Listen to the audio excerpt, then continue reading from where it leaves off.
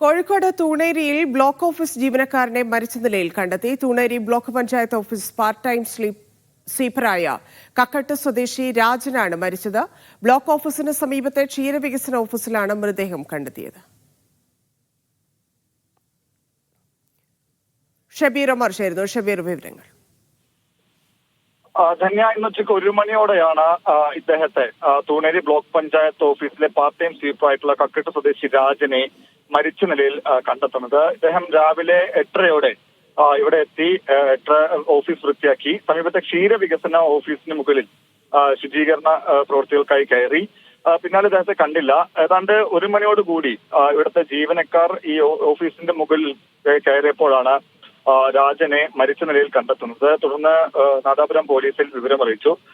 Police എത്തി inquest നടപടികൾ പൂർത്തിയാക്കി മൃതദേഹം ഇപ്പോൾ പോസ്റ്റ്മോർട്ടത്തിനായി മാറ്റിയിട്ടുണ്ട്.